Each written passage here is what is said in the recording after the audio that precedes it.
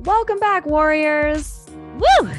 Yeah. Woo. We are here for part 2 of our what it's like to show up as a woman with anxiety in the world. But we promise it'll be somewhat a little bit or a lot less heavy today. Yes. Yeah. I think so. Yeah. I think so.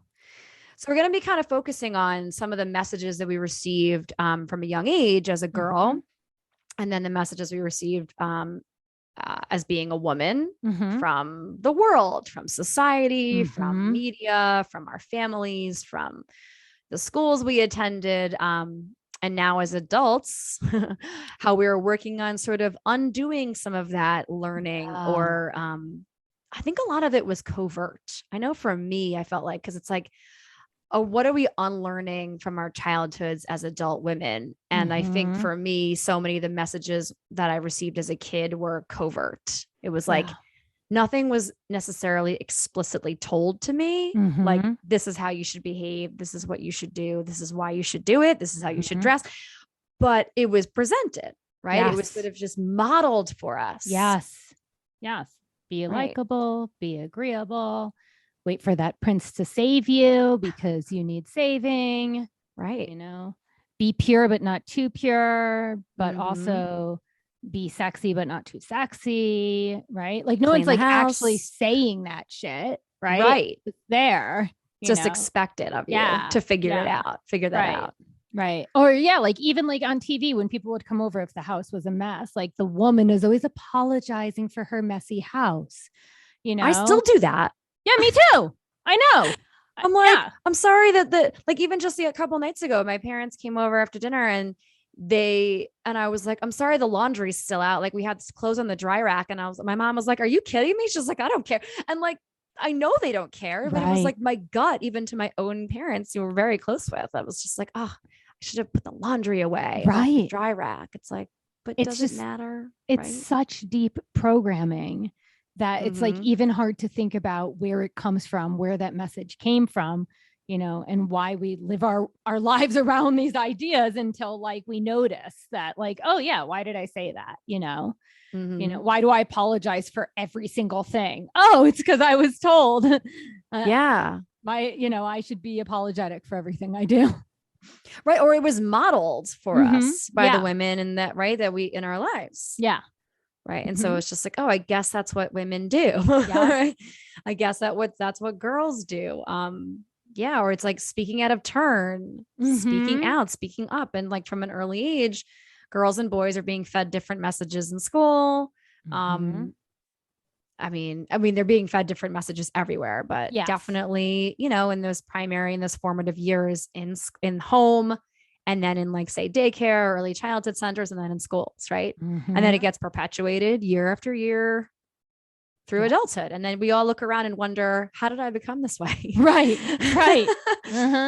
Oh my gosh. I really loved what some of the don't be too this, don't be too little of that you were just sharing. Yeah. I just feel like it's like we have expectations that have been given to us. Yes. And then there are the expectations we put on ourselves, and we acknowledge, right, that our anxiety, some of the things that we experience, it's not always the outside world that puts those pressures on us or sets up those expectations. But a lot of the messages, as we're saying, right, are kind of covert. They're not explicit, but they're implicit.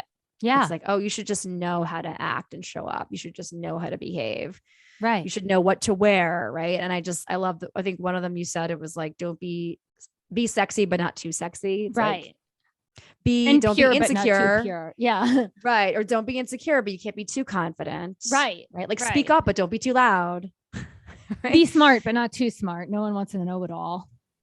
Right. Yeah. Oh my. Yeah. It's really rough. Or even just, you should know how to cook and how to clean, but don't worry about car stuff. Like those are like things that pop up in my mind. Like, the outside is more for the men to tend to, fixing the cars and doing the yard work, but the inside is the ladies' area, the ladies' den. Take out the garbage, man. And you wonder too, like I always wonder too, it's like how how boys and men feel about these roles. Does it feel comfortable for them? Does it feel, uncomfortable? Like for me, some of these roles seem fine, Right. but is it because I've been conditioned to have them be fine, or is it because I genuinely am fine with it? It's like, I don't like doing dishes, but I don't mind doing dishes, but should I be always doing the dishes? It's like, and then my own brain is kind of working against me. It's like, why are you complaining? Why are you even stressed about this? Right? Why are you worrying about it? And so it's like self-sabotage too. Yeah. In this whole game of life, people. This game of life is so complicated. It's so hard. And it's so hard to know how we should show up in it, how we should show up in the world. And we kind of talked a little bit about this, or a lot about it, in our previous episode. Yeah. Obviously that conversation was much weightier. It was a lot more about life experiences that we've had that had a really great impact on how we show up as women and how we were taught to show up in terms of safety. I think a lot of our conversation was just about like how to be safe in the world, how to not be weird and creepy, right? How to avoid situations becoming more uncomfortable, how to get yourself out of situations safely. And so I think our goal for this conversation, this half of our being a woman showing up in the world conversation, is going to be more about some of the ways the world told us to do things or not do things, the messages we received as children and as adults that have informed who we are. Yeah. And what the expectations of us have been because of our gender. Yeah. Yeah. So why don't we do like a back and forth? I'll say something, you say something, and just see like what comes up. What are the messages you've gotten either as a kid or as an adult? Because of your gender, what you're supposed to do. Right. Yeah. Or, okay. So, we've already said this, but I'll say like, I should be the primary cooker and cleaner. That's something that I have definitely adopted. And we'll talk about that in a little bit, but that is something that I thought was my role. What about you? Yeah. I mean, that for sure. I've also received the message that, and we've kind of chatted about it already, that like, don't be too much of this or too little of this. Same exact thing, right? Yeah. It's like, find the happy medium somehow and be that thing, right? It's like, fit into the box, fit here into this box. So I feel like I'm constantly, or from childhood through now, being fed the message, you're too sensitive, too emotional, too worked up, too angry, whatever the situation, but you should still advocate for yourself. You should experience those emotions. You should feel them, right? It's like, so which one is it, people? Right. What do you want from me? Yeah. Yeah. I feel like in that vein, some of the messages I've gotten are, be quiet. In another episode, I talked about how I was too loud, right? Also be agreeable. Also, you should always be happy, right? Like, or some form of happy, pleasant, easygoing, grateful, right? And then a little bit more like in regards to like attracting, finding the man to save me, finding my prince, because I did grow up with Disney. And so definitely there was messages of being saved by men. It was like, you have to look a certain way to attract a man, and, get rid of all that body hair. Cause boy, is that disgusting on your body. And, make sure, we talked about the virgin and the whore, like make sure you're pure, but not too pure, but sexy, but not too sexy. Right. But also like stuff like women don't, or girls don't fart and burp. Oh, never. No. We don't sweat either. No, we don't sweat either. Right. But even now I still like, I can't believe I said fart. And I still have problems with that one. You have like a gut check reaction, right? It's like, should I even be talking about the fact that women are human beings? Right. So crazy. Yeah. You save that for the bathroom, nowhere else in life. Like it's that one. Yeah. Even just talking about body stuff, right? I feel like that was one of the messages I received too, just throughout life. It's just like, don't talk about your body. Don't talk about things that feel good, right? Or that don't feel good. Yeah. Don't speak about sex or about relationships in that way. And so it's just like, it's more, but it's okay, right? For boys and men to brag about stuff, to talk about what they like, what they've done, right? And nobody's looking at them and thinking they're sluts and whores. Yeah. Those messages aren't being fed to them. It's like their own fathers are like elbowing them and like, yeah, it's my boy. Right. It's like, well, that's terrible messaging too. Like those are terrible messages for boys to receive. Right. And boys will be boys is not acceptable language for kids. No. I mean, girls will be girls, right? Like there's just, it's all of these messages are so harmful. Fucked. Yeah. They're they're so harmful, right? Like how often, women should be humble, but also like you should smile, right? Right. Where's your smile? You're so pretty. Why aren't you smiling? What about how, like, I know both of us are big fans, but you especially, of Dr. Brene Brown, right? And she talks about how she's constantly being like pigeonholed as like she's self-help or like wellness in that way. And it's like, well, those are women's things. It's like, no, she's actually, a scientist. Right. Right. She studies humans. She studies human emotion. Like, she's not, she's a social scientist. She's not, self-help. Right. And it's like, could you learn some self-help skills through reading some of her stuff? Of course, but that's not the genre that she didn't get a doctorate in self-help. Right. And how infuriating that is too. It's like, and that triggered me when you said, be humble. It's like, it's okay for a man to become the CEO of a company and just like stand there and be like, yeah, I built this shit from the ground up. Right. But if a woman were to say that, it's, oh, calm down. You seem like you're boastful. Yes. You're full of yourself. Yeah. Right. Oh exactly. God. Don't be proud of your other people helped you. It wasn't just you that did it. When you were saying that with the self-help, I don't know why it triggered this, but it made me think of like, also like always being available and nurturing for others. Like that, if someone needs something, like as a woman, drop everything. You need to be there. You need to show up, be available. Even if you're having your own stuff, you can handle your stuff. You need to show up for others, like, I don't know why, but that like came up. And then also like being the nurturer or, like, be mother. Right. Be a mother. That's something we're given from a very young age. Be a mother, not just be mothering or mother like. You should want to be a mother too. And if you don't, married. There's something wrong with you. Right. Can't be alone. Single women are spinsters. Yeah. Right. Gross. Oh God. So embarrassing. Look at that single woman in her like 50s or 60s who's just like traveling the world. God, how awful her life must be. She has must no be children. Miserable. Yeah. Again, more dripping sarcasm. It's just, at the end of the day, what's so frustrating is that anyone makes assumptions about anyone based on gender. Yeah. Right. That's the greater point here is like, we're all given implicit, sometimes explicit, but implicit messages from a young age that here is your box. You're a boy, you're a girl, you're a man, you're a woman. Right. And then here is the said list of acceptable traits and qualities and things that you're expected to be and do and feel and behave like this. And if you don't fit in that, then immediately something's wrong. Right. Or you're being inappropriate or you're being, rude or unhelpful or not nurturing or difficult. Yeah. You're being difficult. Dramatic, all the things. I mean, we didn't even talk about like men as the provider. Right. Right. Well, you mentioned damsel in distress. Yeah. Damsel in distress. The prince saving the princess.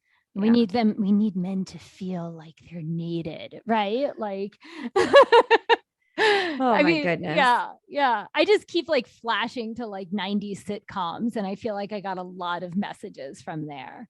100%. Yeah. So, okay. So when did you start to like realize like that you could start questioning this stuff, when did you start to like realize like, oh wait, I don't need to fit into a box? Right.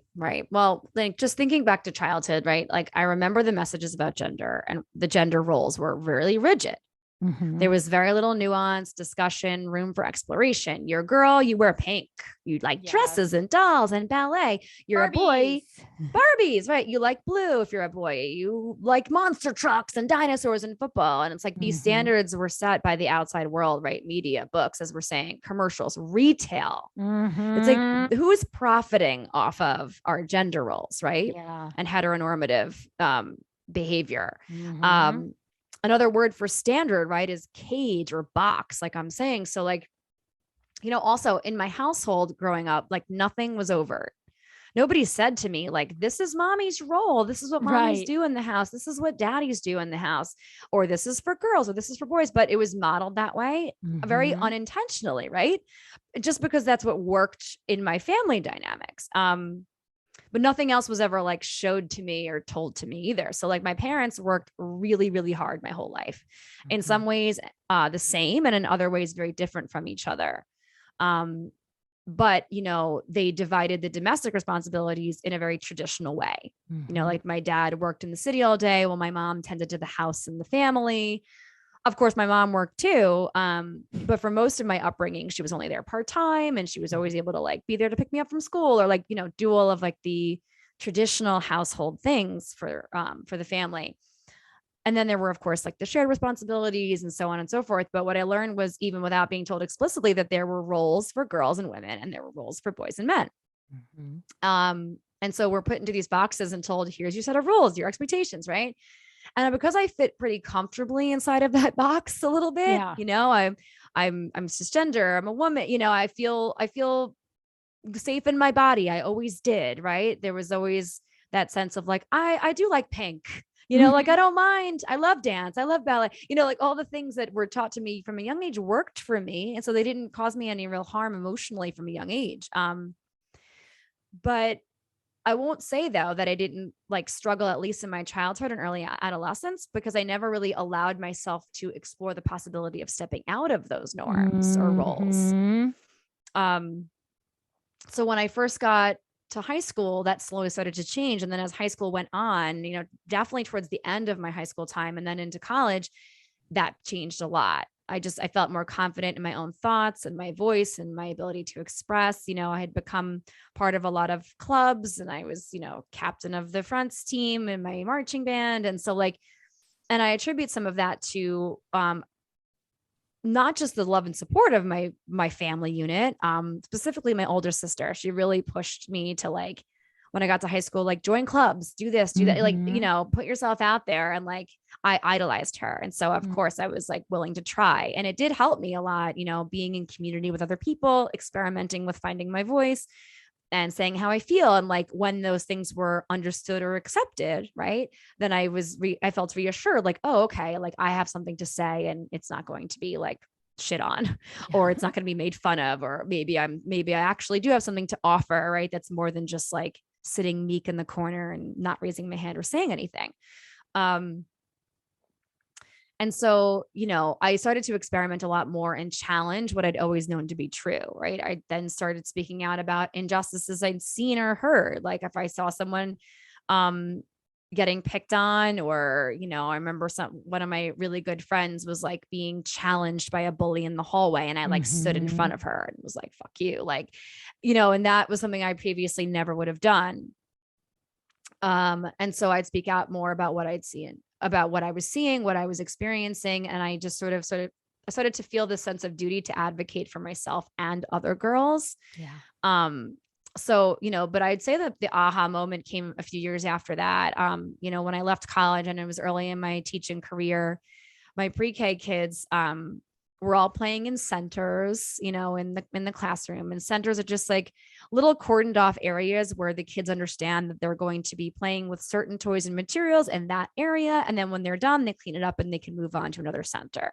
And usually when the kids would be playing, I'd be sitting at a table or on the floor doing something in a small group instruction kind of way. And so there was sort of this moment, this lull in the small group. I feel like I just let a small group go, and I was waiting for the next group to come. And so I was kind of just observing the room. And as I looked around, I noticed that each center had very little diversity in gender to it. Like the dramatic play area was filled with only girls. The block center was filled with all boys. The computers had boys on them. The art center was all girls. And it was this weird, like, what the F moment. I looked around, I was like, it was then I realized, like, oh, I may not have been saying anything explicit to these kids, right?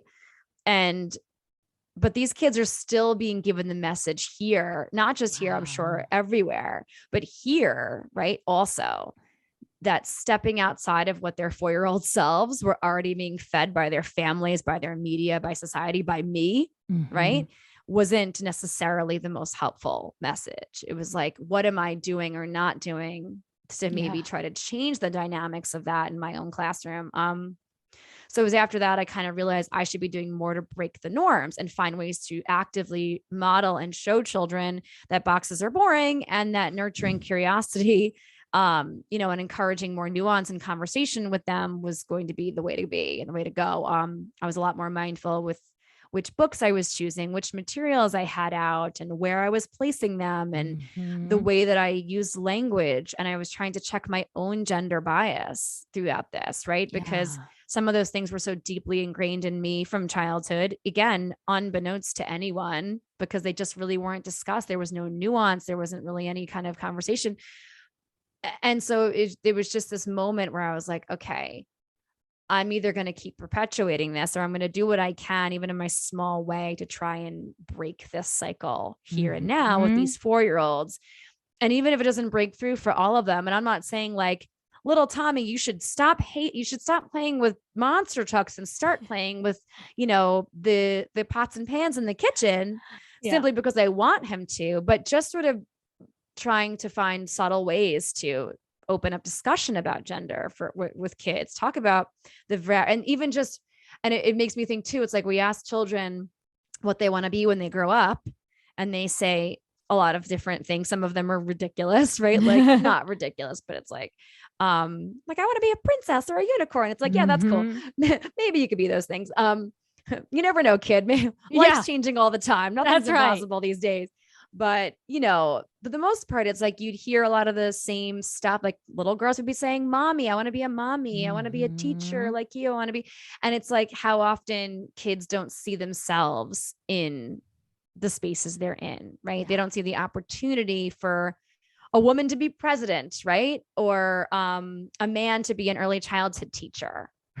And it's like boys and girls need those types of models. So like, and then just speaking more for myself, this was a harder cage for me to break from somehow. Yeah. Like, for example, when Adam and I moved in together in 2008, I noticed some new anxieties crop up, kind of like stupid shit like we were sharing before. It's like I had low-grade guilt when Adam would come home and I hadn't cooked dinner yet, even though we both had been working full-time. Right. And I was like, why do I feel guilty about this? Like we've both been out all day. We're both exhausted, And I felt like there were certain responsibilities that were mine, even though at the time we had never had any explicit conversation about it, stuff like that. And honestly, I don't remember the aha moment, but I think it was as simple as like, I was really overwhelmed and exhausted one day and not feeling good. And Adam just took care of everything. And I was like, oh, right. Like we're partners. We can rely on each other. And like, we had been together for a really long time, but we were in our mid-20s when we moved in together. Like we weren't really at the maturity level. Like sometimes I'm like, I can't believe we've actually moved out. Like, and we're able to survive that time. But then we were like, it taught us more about, ourselves and each other. Like, okay, we've had this relationship for a long time, but now we live together. And so it opened up these doors for communication, different kinds of communication that we never had to experience or explore before. Right. But it felt warm and supportive. And I was able to like sort of start to, in my own heart and brain, break down some of the norms just by talking about it. And it was like, let's just talk about the shared responsibilities that we're going to have as working adults and then come up with a game plan that feels the best for both of us. Like, I really hate this. How do you feel about it? Okay. You hate it a little bit less than me. Awesome. At least couple times a week, I'll take it. But if you can handle that for the most part, that would be great. Yeah. Right. And it could be the simplest thing, but then it's like, I can immediately feel at ease in just the communication, the back and forth, and the breaking down of those traditional roles that again, were modeled for me and were never like told to me. Right. And, look, this kind of thing still crops up all the time when I feel anxious or have guilt or stress about not meeting others' expectations of me, or feeling like maybe I shouldn't have so many boundaries up. But then I kind of, I'll remind myself that I have some agency over what expectations are laid upon me, right? I don't have to necessarily perform a task just because it's been given to me right now. I can perform that task when I'm ready to perform it. If I'm in the middle of something, I don't have to drop everything to finish that thing or to respond to that text or email just because I assume you want me to. Right. So some of the practices have been just practicing asking for what I want. Yes. Right. Practicing that with safe individuals, my husband, my family, and then feeling more confident to be able to ask for what I want in my career, which is always a lot more challenging for me. So asking for what I want with my coworkers, my colleagues, my employers, people I contract with, schools that I work with, etc. Using more explicit communication and or writing it out first helps tremendously too. Just like getting really, really clear on what I want. And the best way I feel like I can relay what I want in a way that feels like, I want it and I like it. Yes, please. But I'm also not being demanding. Right. So it's like, that's just a fine balance that I think we all need to strike. But the biggest one is just finding community. Being in community with other women and talking about this stuff has been really, really helpful, especially these last few years through the pandemic, especially. It's just like, I feel like I've found this like rejuvenated sense of belonging with other women that I never used to have, or I haven't had since like college, and it was like, even through my teacher days and everybody in the building I worked with were all women. As I had said in a previous episode, I always felt like I had to have my work hat on at work. And I didn't really like share or show myself in the same way. Like I was always who I was with my kids, my students. My teaching assistant knew me really well, but outside of that, I was a little bit more guarded and not as willing to like share my vulnerabilities and my anxieties and my fears with them. And the stuff that I felt stressed about and anxious about, I didn't want to share that because then I thought, like, again, gender norms, I thought it was making me look weak, and God forbid a woman looks weak, right? Because then she's going to be taken advantage of. She's going to be stepped all over. And so being able to feel supported by other women, to be able to be honest with them and hear from them. And like we're sharing right now, like we shared in our previous episode, it's just like being able to talk about this makes me feel less alone. Being able to have explicit communication about what it feels like to be in these cages that we put ourselves in, that the world puts us in, it makes it that much easier to try to break through them. It's like, I don't have to break through these barriers alone. I can break through them with like an army of badasses. Right. Yeah. And that just feels really supportive. So yeah. So, okay. There's, first of all, like, big surprise, but I can relate to like everything you said. Right. Shocked. Shocking. So one of the things you said at the beginning that I wrote down, because I just loved it, you're like, who's profiting off of gender roles? Not me. Not you out there. No, I mean, Gillette is, I'll tell you, the razor company definitely is, right? They did that. In the 20s, when women started wearing like dresses that showed their armpits, Gillette was like, how can we make more money? Right? Because right then they were like only selling razors for men's beards. And then all of a sudden it was like, they're like, ding, I know, make women feel ashamed of their natural body. Yes. Yeah. Ding. Yeah. So I love that you like started off with that question. And I really love the story part where you said how you and Adam would both work, and you would come home and you would feel like you had to do all the house chores, right? And how one day you didn't do it and he just filled in the space, right? Like there's no communicating in the sense of like, I can't do this anymore, right? Like and I just, it made me wonder, like, because I can very much relate to this. So it made me wonder how often we feel like we need to like have it all together, be able to do all the things, multitask, wearing many different hats, don't ask for help, right? And have we're both, enthusiastic about control. So like have the feeling that if we don't do it all, it'll all just fall apart. Yeah. Right. And like I just wonder, how often if we just paused and gave space, someone might actually fill it. Mm-hmm. You know, maybe not on the timeline we want. Dinner is like a more important timeline than like emptying the dishwasher, right? Maybe not the timeline we want, but it would still get done. Right.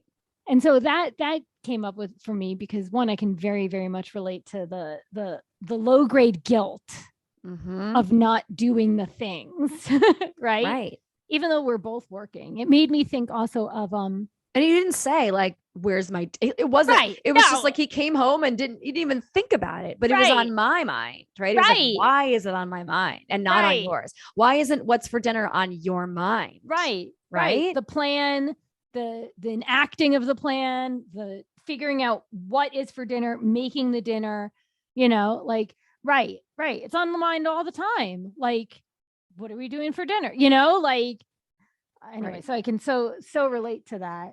And then I lost my train of thought, but basically it was like, it sounds like, you know, one of the messages that you felt like you had to keep enacting over and over again is that you have it all together. You're put together, you have it together. And like, it didn't even cross your mind for a period of your life that you could like ask for help or say like, no, thanks, that's not for me. Yeah, that's right. Yeah. Yeah, it's exactly right. It's just, I've always kind of had that mentality that it's like, if you don't do it, it won't get done. Yes. and or like, because of the control enthusiasm, right? That's call back to our previous episode about that. You know, I feel like it's like an unexplained feeling, right? It's like, I have these feelings because they've been so deeply programmed in me to have them. Yeah. And so that's why I said, you know, this was a lot more challenging for me to break out of, or I'm still working on it, right? It's still an active practice, but like having it all together, even when I don't, I want to appear that I do. Yeah.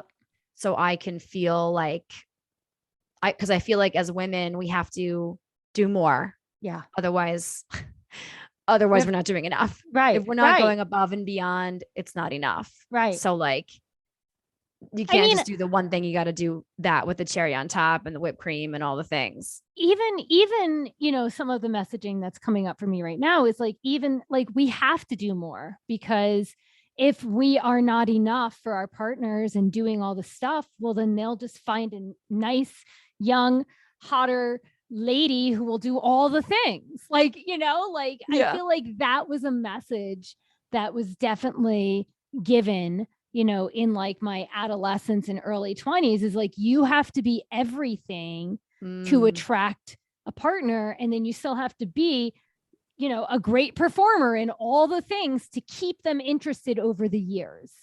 Yeah. Right. No, that's true. I didn't even, that's if you don't cook dinner, Adam might find some hot young chick who's going to cook him dinner every night. No, he won't. Beat her up. Make sure she doesn't have fingers to cook dinner with.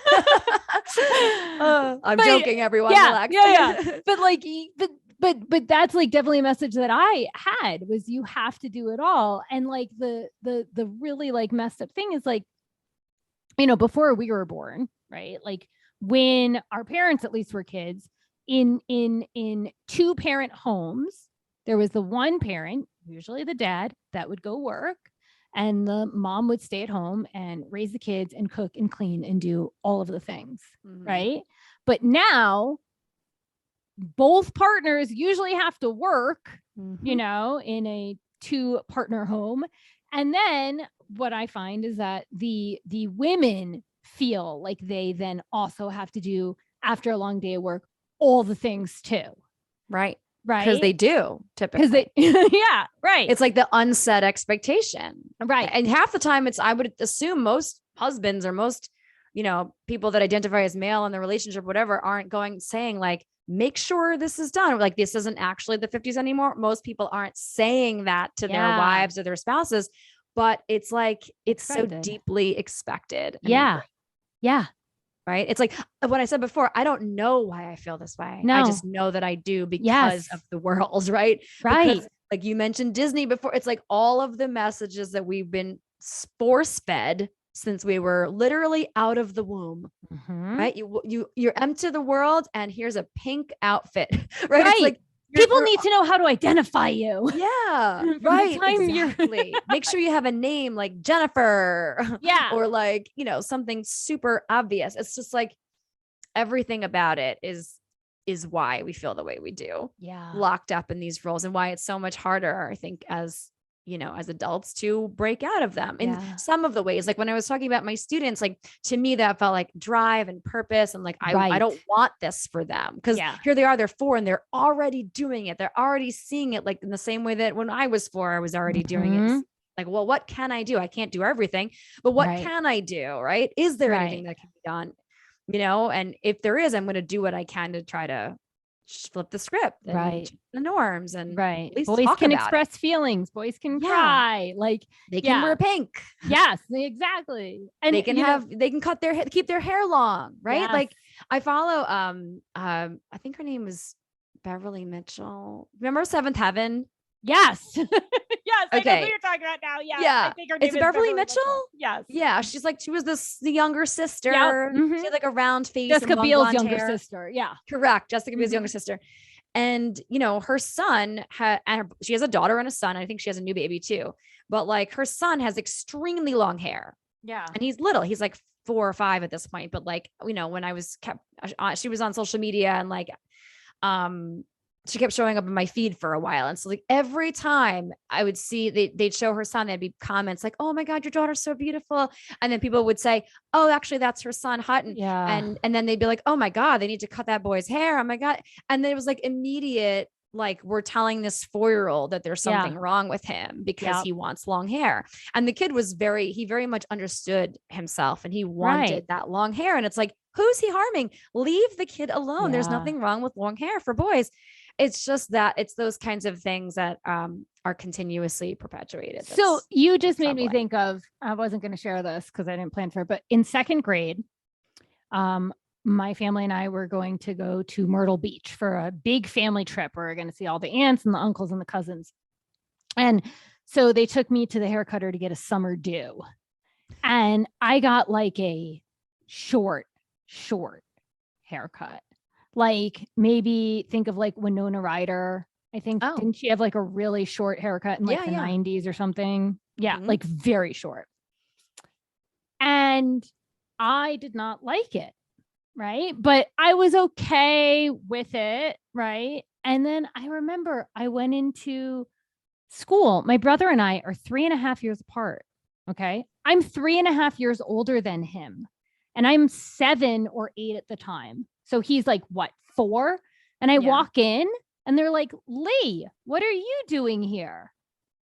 So my short haircut, I was then thought that I was my brother, right? And then I just remember like people automatically thinking I was a boy because I had a short haircut.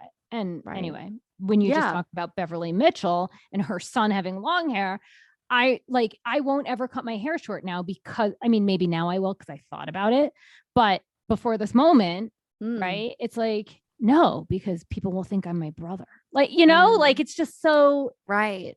So and how often we make decisions based on what other people might think of us too. Yeah. In our yeah, totally. Yeah. But I do like, I want to say that I do like that you very honestly shared how like it was inspiring and meaningful for you to help your students, but that for you, it's a little bit more tricky, right? Because I think that's so true. It's like, we want the best for others and we want to help others not have the same challenges we have. But then for us on ourselves, it's like not as easy. It's not as inspiring and meaningful. No, it's a lot stickier. Yeah, absolutely. Because I'm the one that has to have the weird conversation with the person or try to break out of the norms, you know, or the expectations with these people over here. It's just, so it's definitely harder, especially when you learn it at an older age. Yeah. Right. It's like when you learn it younger, the muscle gets stronger earlier in life. And so it becomes part of your foundation when you sort of don't start practicing or talking about it or learning about it until you're sort of almost fully formed adult, if not a fully formed adult. It's of course going to be more challenging. Like it's like this stupid saying, it's like an old dog can't learn new tricks. Like that's not true, right? There are plenty of people of all ages that can learn anything at any point, but it is harder, right? You have to acknowledge like your body is different. The way you think is different. Your jadedness, your cynicism, right? You have more lived experiences, and that's just real. Like that's just real talk. Yeah. Well, you're like literally like if you're like a child, your neurons are firing in a very specific way when you're learning, versus when you're an adult, you actually have to undo the firing and redo new firing. So it's a lot more work, period. Yeah. All right. So let's hear it, girl. All right. So, I feel like so much of what you said, I totally relate to. So I won't like rehash a lot of what you said. When I grew up, actually, it's so funny because I still got so instilled with like the man is the provider, and you should hope you get saved by your prince. Again, I love Disney still, but they gave me some mixed messages as a kid. But the interesting thing is like my mom was the bigger breadwinner, right? My mom had the more like stable job for a bunch of my time growing up. And she made more money. And then my mom would come home and do basically like all the cooking and the cleaning. And as an adult, I understand those dynamics. But as a kid, what I learned is like, you have to do it all, right? Like that's it. You have to do it all. And so, I never really questioned so much like gender dynamics and gender roles. I did question things like, I know in school, there was times where like, if teachers like asserted their power and like shamed like a boy for doing something a girl would do, or shamed a girl for doing something a boy would do, I would call that shit out. I would be like, wait, I don't understand. Like, and it happened enough where I would get kicked out of class. Like teachers did not like that, but I didn't really, part of it was I just didn't understand, like, why are you yelling at the girls for talking during class, but you're not yelling at the boys? Or why is it okay for the boys to make fun of the girls? Right. But like, it was just like, I didn't get that. But it wasn't really until I would say it was like my mid 20s, like maybe 25, 26, 27, somewhere around there, where I had this friend and she was talking about how she was moving in with her girlfriend. And when they were like just starting to live together, she was sharing with me how they were trying to figure out how to live together because they were both filling in the role of the female in the house. And they were realizing like they'd never really discussed like who wants to do what, right? They would naturally fill in what they were told. And when she was sharing this with me, I was like, oh my God, I've never thought about that. Like, it was like, oh, like all of these messages. And it's so funny because like around that time, I was questioning other stuff. I was questioning the beliefs about not being good enough. And I was questioning my beliefs around like, my control enthusiasm, but I wasn't questioning like what it means or doesn't mean, like what roles that you have to have as a woman or as a person. Right. And so for me, that was like my aha moment. I was like, oh, wait a second. Like, and before that moment, when I mentioned it before about that like emotionally abusive relationship, he was very like, the woman stays home and she cooks and she cleans and she raises the dogs, right? Because we didn't have kids. And in that relationship, my cooking was never good enough. I never learned how to cook. I was like 23, 24. Like I never even learned how to cook, but it was never good enough. My cleaning was never good enough. I would remember he would like come home and then like get on his hands and knees and point all the things I did wrong in cleaning the house and how I should do it for the next time. Right. And like, yeah, I know. I Oh know. my God. And at the time I was like, oh, okay. I mean, I guess if I'm like staying at home and like I should probably clean, right? Like, Yeah. yeah. Right. He was shaming you and guilting you into like thinking you're not good enough to do this. Here's the correct way. Yeah. Now Make do it sure my it's done like way. this. Do it Right. my way. Yeah. God. Oh my God. It was, yeah. Yeah. And so, you know, after him also was around the time when my friend was sharing about her, you know, her navigating the things with her partner. And I was like, you know what? Like, I don't like cooking. And I feel so free even saying that right now. Like, I know people that love cooking. It's like a mindfulness practice, right? They're like in the flow of life and cutting and, you know, and Dan, when he has time, loves cooking, right? I don't like cooking. And I still put the pressure on myself that like, oh, after a long day, I should cook, right? When like I'm down for healthy food and I'm down for tasty food, but like I don't want to make it, right? Like, Yeah. yeah.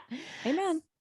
So, you know, when it comes to like me and Dan with that, like we have spoken about like I like cleaning. I do. Like again, is that because I mean I hated cleaning when I was with that ex, right? But nowadays I like cleaning. I like a good vacuum. I'm down for washing dishes, you know.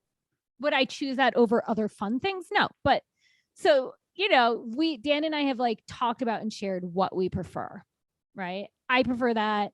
He prefers raking. I don't go do the raking. Like we talk about it, and some of the times like it definitely falls into like, oh, this is like what a woman would do anyway, right? But when we talk about it, it's not, I'm doing it more because it's the chore I prefer. Right. Right. But you know, the one that's been really hard for me since the pandemic is the provider, right? Because when the pandemic started, I basically lost like all of my work, right? And it's slowly building back up, but it's not where it's been. And so Dan has been the big provider. And when the pandemic first started, right, I was like, I don't even know what to do with myself because I'm just like grasping for things to do, right? There were so many unknowns. And so I felt like I needed to always be on, right? I needed to be, let me make him breakfast. Let me make him lunch. Let me make him dinner. Let me make sure the house is super clean. If there's errands to be run, let me do it. Like he's working long days, right? He's the one that's like basically taking care of us, right? And he wasn't asking me to do any of this, right? Yeah. It was just what I was telling myself and the pressure I was putting on myself until one day I was like, oh, this is what's happening. And I told him about it. I'm like, listen, it's really hard when you are like the bigger provider for us, for me to know what to do because I want to contribute to our house, right? Like I want to contribute to our dogs and I want to feel like it's equal, but when money's involved and more of it comes from one person, it's hard to not want to like overcompensate in doing all of the other things. Yeah. Yeah. It's like you were working for your worthiness in the house or something. Yeah. And so sometimes like I've joked about like, hey, we should just like one day calculate my hours so I like know how much I would make, you know, like so that I could feel better about doing the household responsibilities, right? Like that I don't mind doing, but sometimes I put the pressure on myself to do them. Yeah. Because I need to contribute and I want to contribute, right? But like I don't need to overdo it. I don't need to be like doing the chores till 10 p.m. at night to prove my worthiness. Yeah. You don't need, I mean, I could so relate to that piece. Totally. I mean, just from the pandemic standpoint and everything. And just like how everything shut down in our world, right? In the wellness world and everything, especially. But having to say like, well, what am I doing? What am I contributing? And it's like, that's the mindset of a person, I think, that is still working on her worthiness inherently to herself. Right. Yeah. And I deeply relate to that. Yeah. Yeah. If I'm not producing, what am I? You know, and that's, I mean, that's, you know, also that's sick, but yeah. Sick. Right. Yeah. Something I've been playing with, you know? And then, the other thing in like gender roles, which I've spoken a little bit about, but I'll just, is like, I grew up with the message, and I don't even know from where, probably like Saved by the Bell, not Saved by the Bell. I will not throw you out under the bus. I take that back immediately. But I grew up with the story that like, I should be likable. I should be easygoing. I shouldn't make a big deal out of things. I shouldn't have unpleasant emotions around other people. Right. I should always be happy and bubbly and supportive and encouraging. And so one of the things, and I feel like all humans get that message, but I do feel like little girls get that more. Mm-hmm. And so one of the ways of me like breaking out of the gender role box is just being myself. And especially like with Dan, like we're still newly married, like, he could leave me if I have a bad attitude, right? Like, obviously he's not, that's a joke. But right. My point is like, I just show up as myself and he just accepts it. And that's been really big for me in letting go of that narrative, that like the people pleasing narrative, right? Mm-hmm. I don't always have to be positive. I don't always have to be looking on the bright side. I can just be me, and that is enough.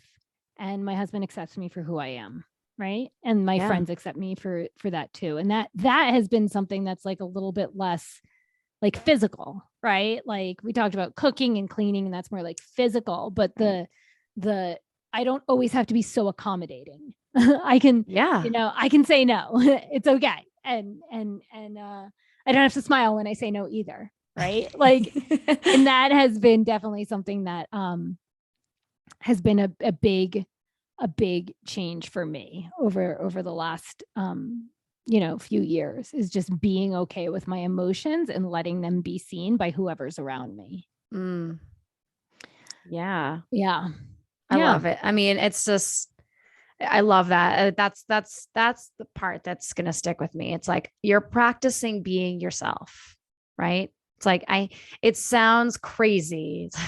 It doesn't sound crazy. That's the wrong word. But to me, it's okay that I said that because I feel that way too. It's like we're practicing showing up as ourselves with everyone, but we should definitely, if we don't feel safe showing up as ourselves with our most important people, right? Like those are huge red flags. That's a problem. Like you had mentioned about like that abusive relationship, your previous relationship.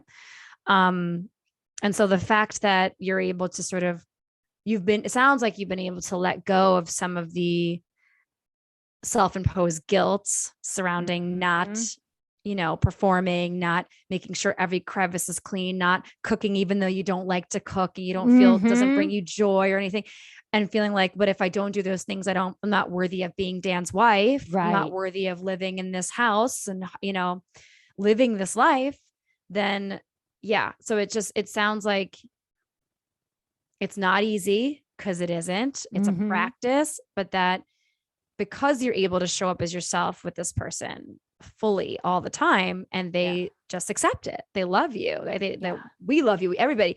That you're able to sort of say like, to almost find a little bit of peace with your discomfort surrounding that part of it. So I have to say, like, when you said that part about like, oh, if I don't cook or clean, I'm not worthy of being Dan's wife. Like when you just say it out loud, it's so ridiculous. Yeah, it is. It's utterly crazy. Yeah. It's like Dan doesn't love you because you're really good at cleaning the bathroom. Like, and if he did, like, he'd be fucked up, right? Like he'd have some serious issues. It's so funny, but it's the narrative without words that just goes on in your mind. Like, I need to do these things. I need to prove myself. I need to, and then like when you just say it out loud, it's like, it's so ridiculous. And, I love the part in the beginning when you were talking about how, obviously both your parents worked, but your mom was the bigger breadwinner, but she also did all like the domestic, like traditional kind of roles in the house. And it's like, maybe not from the perspective of your dad or from your brother or yourself, but it's like, I wonder how often women just take on all the roles that are domestic and all of the roles that they have potentially in the workforce, in their the outside life that's away from family and home, and don't get thanked or rewarded or praised, right? Like, not that these things should be expected. Like, oh, if I made you dinner, you should, give me a round of applause, and it should be nothing but like gratitude all around. Like, obviously I feel like that should be there, but there was never anything aside from like, thanks for dinner. Yeah. Right. And it's like, so many, and sometimes not even that. Like, I'm just thinking back to my own childhood. I'm like, man, I hope I thanked my mom enough for dinner. And mom, I know you're listening. It's like, my mom cooked dinner every day of the week. It's like, I hope I thanked her enough. And it's like all the things that we have on our plates, whether they're, imposed on by us or by the world, or by, just sort of like the unsaid expectations. Right. Right.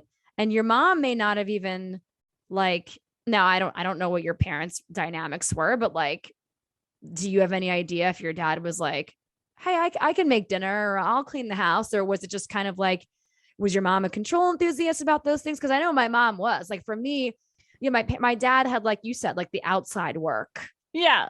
He took care of the car stuff. He did all he mowed the lawn. He took care of the painting and the siding and all that kind of stuff.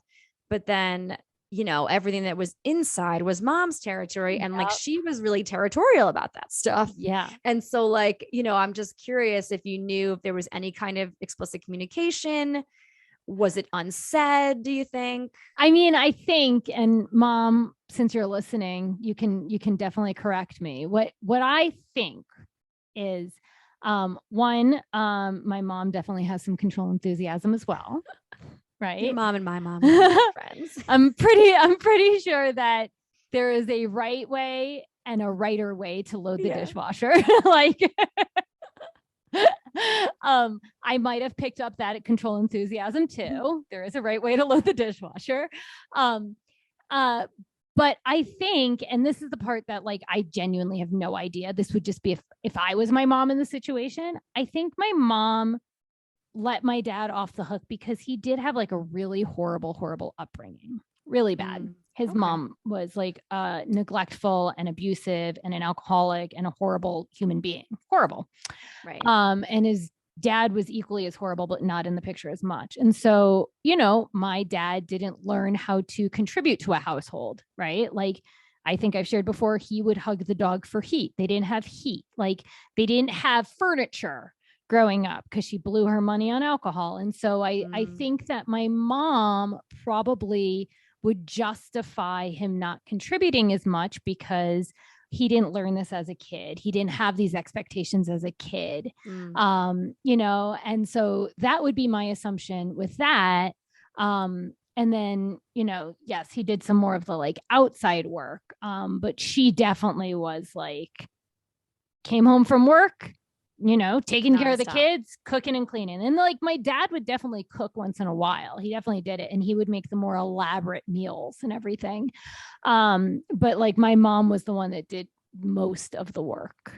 Interesting. I was just curious about that, but like, yeah, that's interesting. I loved too the part when you were like, you were genuinely questioning and challenging and curious in school about like when you noticed, that the boys were being not called out for certain things that they were doing, but the girls were. And or like when the boys got to play baseball and the girls had to play like floor hockey or something, like something else. That kind of shit really bothered me. It's like, why can't we either all play together or choose the sport we want to play? Like, why did you have to separate us? Don't get me started on PE. That's just like, that needs to be its own thing, I think. It's so terrible.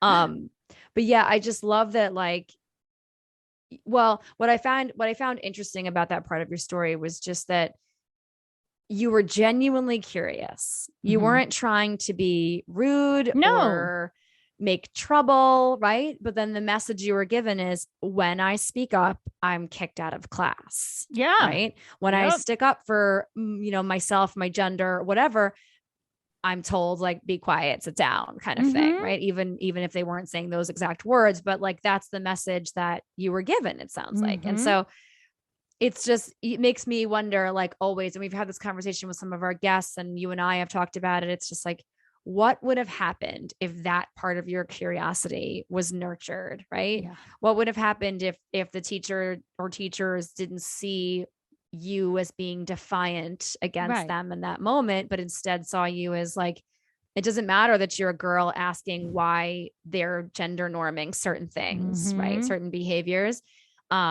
And saying that that same exact behavior is fine for boys or not fine for boys, or fine for girls or not fine for girls. And if they had just seen it from that perspective, how that Yeah. might have altered, right? The way that anyone, but especially, girls who feel like they can't speak up for themselves or Mhm. for others from a young age, and that speaking up is equating with like being defiant Yeah. or stepping out of line, or being rude or disrespectful. Yeah. And what if those things were nourished in girls? Yeah. Like in middle school and high school, I wouldn't stand for the pledge. Wow. Yeah. I didn't get why we had to do that. And no one explained to me why. And so I was like, Right. I'm not doing it. Right. Yeah. And like, And I'm sure you were labeled, right? It's like if a boy did that, you'd be like, oh, he's strong-willed. Yeah. He has convictions. And for you, she's difficult, Mhm. over dramatic. Yeah, let's just ignore this behavior and pretend it's not happening. And Mm. yeah, I mean, there was definitely things that I fought against because it didn't make sense to me. Not to be an asshole, but why do I have to stand and put my hand in my heart and recite the Pledge of Allegiance to a flag? I love it. I didn't get it. Even now, when I go teach in schools and they do the pledge, my middle school version of me is so uncomfortable. And I'm like, what do I do? You just What like do I have do? your arms behind your back. I'm like, I want to be a good role model, but I don't know which is the better way to be a good role model. I know. I'm so glad you said that, because like I feel those notes too sometimes with students when because they're looking to you, even though like me, you're an outside provider, right? You're not one of their full-time teachers. They don't see you every single day, certainly not all day, right? Necessarily. So, right. It's like sometimes you question what's going to be acceptable in this school and forget about what's happening in schools right now and how kids and teachers are being silenced. And oh man, that's again a whole other beast. But I mean, it's just like I've been there before too, where it's like you witness something or everyone's participating in something. You're like, no, actually, I'm not down with that. And I've had some students ask, like, I'm child free by choice. And so like, I've had plenty of students in the past that used to say to me, like, are you a mom? Yeah. And I would say no. And they'd say, oh, why? Right. And then I feel like I used to like really censor myself. Like, I'm not saying anything like super like, no, I'm certainly not bashing kids. Like, I'm a yoga teacher for children. Like, I love kids. I teach kids of all ages. I couldn't imagine doing anything else but working with children. Yeah. I love children. Right. But that doesn't equate to motherhood. And so like being able to say that to children, right, in a way that feels like honest. Yeah. But also, because I want to be a role model for that, right? For girls, especially because I do feel like girls are being told from a young age, like, you should be a mom, you should want to be one. You should, that's normal. Yeah. That's correct. Don't plan for a future, just plan for kids. I mean, I can't tell you how many of my friends had kids at a very young age because they didn't know what to do after college. That's so heartbreaking. Yeah. That's so heartbreaking. So yeah, like I want, right? Like we should all want to be ourselves fully, right? To students, to children, because then they can see that that's a choice I can make. That's normal, right? This teacher who I like and have fun with every week and I admire and I'm learning from is living her life in a different way than my parents or my teachers. And that's okay. Right. And like trying to just like normalize that. So I love that we all kind of have to find ways when we're showing up in the world to be our true selves. Obviously we have to be mindful about our language. We have to, we can't just go willy-nilly saying anything at any point, but, I was just wondering like how things might've been different if like the vocal Abby from a young age was just like, yes, you should be speaking up. You should be challenging things. You should be talking about, the rules and authority and what doesn't make sense. And when you ask a question like, why are we doing this? Right. Just answer the question. Don't, even if the answer is, I don't know. Yeah. Right? Instead of just saying, shut up and do it, kid. Right. Like, how is that helpful? Right. and wait, I just want to say, like, yeah, just to be extremely clear, I was not saying the pledge to be disrespectful to the flag or to our country. obviously. I just really did not understand why we had to do that. I still don't understand why we have to do that, you know? And it's not coming from disrespect. It's coming from not complying to something that doesn't make sense, you know? There like, you go. Right. You didn't want to conform. And there shouldn't be anything wrong with that. right. Especially for something so like menial, like, Yeah. Again, different conversation. But, I just loved, like, I felt my whole body sigh. This is the last thing I'll say is that when you said, it feels so freeing to say, I don't like cooking. I just don't like to cook. And I felt my whole body sigh because I mean, I happen to love to cook. So it's not that I feel you on that. Although sometimes I'm like, I'm not in the mood. I wish we didn't have to, like, I'm still a human being, even though you could love something and not want to do it every day of the week. Yeah. But what I loved about it is just A, the honesty, B, the admission to not having that piece of gender norming. Yeah.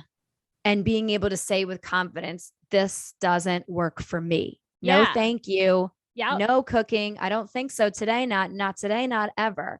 And that's so amazing and awesome because it just means that you found a way to break out of one of the cages that we're put in as women, right? As girls, as women from a young age, it's like, you're the provider in the house. You do this, you do that, you clean. And I'm sure for men, it's the same thing. For anyone that's like getting to be a stay-at-home dad or do something that maybe doesn't feel quote unquote part of the norm, but that really feels good for you to either do or not do, to be able to sort of break out of that cage and say, I don't like this. Yeah. Like, how often do women not say out loud what they like or don't like? Yeah. And to be able to say it, and it's empowering. It's like, I don't like to cook, so I'm not going to cook. Yeah. Well, I do sometimes cook. I do. Sure. Yeah. Yeah. I know that it's not a blanket statement. Like, there's plenty of things I hate to do too, but I do them once in a while, right? It's just, that's life. Yeah. But I just love the power that comes behind saying, like, hey world, here's a cage that I'm no longer a part of. Yeah. And I'm not going to be. And I felt like for years I had to be, but no, now I'm done with that. I don't have to like cooking. Yeah. And that's so great. It's so great because I feel like more and more people, all people, but women especially, need to be saying out loud to other people, to themselves, of course, definitely to themselves, but to other people, what they want to do. Be explicit. What do you want to do? What do you not want to do? What are the hard lines? Yeah. Draw some hard lines. Like, there's no reason why you can't. No. And that's the thing, like, with Dan does love cooking. So sometimes but sometimes he works like 12, 14-hour days. It's ridiculous. But I'll say, like, hey, I'll make us some pasta and broccoli, right? Or whatever. Or you can cook, or we can do takeout, right? Like, we have choices. I'll still make a salad. I'll still do something. Right. I'm limiting it. I'm not doing more than 30 minutes. Like, that's time sucker, There you go. But yeah. And then and there's choice. Now let's choose what we're going to do. Take out, you cook, I cook, right? Knowing that I'm not going to spend an hour and a half making a meal. Nope. Yeah. But I just think it's more broadly, even if out there you're listening and this food part does not resonate with you, right? Like, if there's something that you really where like, it isn't like a must do, where it's like brushing your teeth, right? Or like certain things that you're just like correct that you should probably be doing just for your, your daily life or whatever.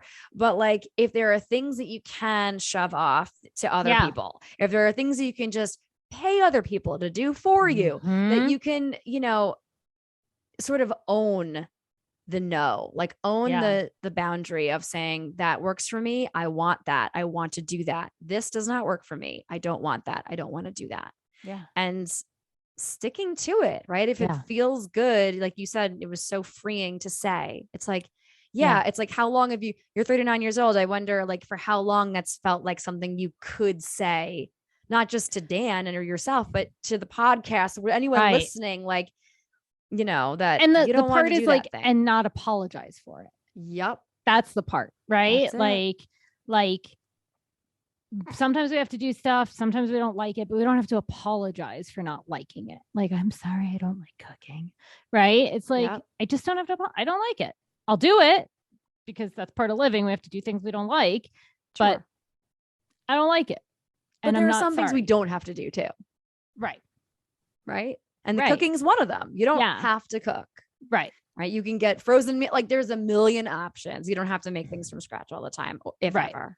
Right. Many people don't. I'm not saying that's the healthiest option. So you're lucky that Dan cooks Yeah. at least sometimes, most of the time. But yeah, I mean, it's just. But even like cleaning your house, like if you don't want to clean up some clutter or something, you don't have to apologize for the state of your house when you have people over. Just, I don't like cleaning. You know? Yeah. I mean, dirty and clutter are different, right? Sure. Like for me, I have my own things around that stuff, right? I like cleaning. I'm sometimes have clutter, but again, it's like, you know, that's the second part is like, if you don't like cleaning, okay. Or if you don't like organizing, okay, you don't have to apologize for it. Right. Yeah. Yeah. You can just kind of fully own it. Yep. I love that. I really do. I love that whole part. That whole part made me like feel like a sigh, like, oh yeah, there are things we can like and not like. Yeah. And we don't have to be sad about it. Right. It can be empowering. Yeah. Yeah. Oh my gosh. So good. All right, warriors. Well, this episode was definitely lighter than our previous episode for sure. And so I think similar to our previous episode, though, our hope is just that you maybe even sit with the idea, maybe journal about it, about what you were taught either implicitly or explicitly from a young age. What were the messages that you were given or that you received from your family, from school, from friends, Saved the by world, the Bell. from TV shows from the 80s and 90s, you know, wherever you got your information from as a child, like what were these messages? Mm-hmm. Maybe make like a list or something. Doesn't even have to be like a written out journal, but maybe just like jot down a few things and or just reflect upon it. It's like, what were some of the norms or the boxes you were put in as children or as adolescents, or even now as an adult? What are the boxes that you feel like you've been placed in? What are the ones that you've placed around yourself? Mm-hmm. In what ways are you limiting yourself based on what you feel like you should be or shouldn't be doing in your gender? Yeah. Want to add anything?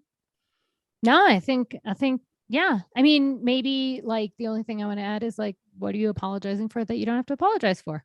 Mm-hmm. Yeah. If you could make a t-shirt that just says, I'm going to stop apologizing for blank, like what would it be? You have to wear it all the time. You'd have to own it. Yes. I'm not apologizing for X. Like Abby's not apologizing for not enjoying cookie dinner. Yeah. And I'm not apologizing if someone bumps into me. If somebody sorry. what? Oh, sorry. Oh, someone bumps into you. I was like, wait, what? Oh, sorry. You know, like, yeah. Yeah. Oh my gosh. The over apologizing. Over apologizing for everything. But again, this is like learned behavior that we all need to actively work on unlearning. And it doesn't mean that we're being rude or suddenly we're terrible at being women. Right. If anything, it's, you know, we're doing the job that we should have had done for us when we were growing up, you know, and that our parents and our teachers growing up should have had done for them when they were growing up. Because this has been a cycle of bad learning and no unlearning for generations. And just no discussion surrounding all of this either. And so I feel like I'm grateful to be able to be part of a space where we're talking about these sticky subjects, where we're considering them and asking hard questions and being honest with ourselves about who we are and where we are in our practices and showing up. So we love you, warriors. Thank you for being with us this week. If you're looking to connect, you can jump on IG, join our Instagram fam. We're at Anxiety Warriors Podcast. If you'd like to hit us up with an email to send us your wins of the week, topic ideas, or anything else, you can send us an email at anxietywarriorspodcast@gmail.com. Let's see. Smash that 5-star rating on Apple or Spotify or both, wherever you listen. jump on YouTube. You can find all of our episodes, past and present, over there as well. Anxiety Warriors Podcast. And please, please, please, if you haven't bought any Anxiety Warriors swag yet, you need to remedy that. That's one thing I will tell you. You need to do that. And you need to apologize if you haven't done it. And we're not going to apologize for asking it of you, right? Because we're asking for the things we want here at Anxiety Warriors Podcast. It's an active practice for both of us. And so we'd love it if you left us a review. If you also want to support our show by picking up some swag, new t-shirt, getting into the warmer months here in the US. And maybe a mug. Yeah. Why not? Got over there? Blankets, pillows, journals. Yeah. So many fun things that have some cool logos on it, and you'll be helping to support our show. So we hope you jump over there, and we love you. Yes. Thank you all so much for going on this journey with us. We're so grateful y'all are here. Till next time.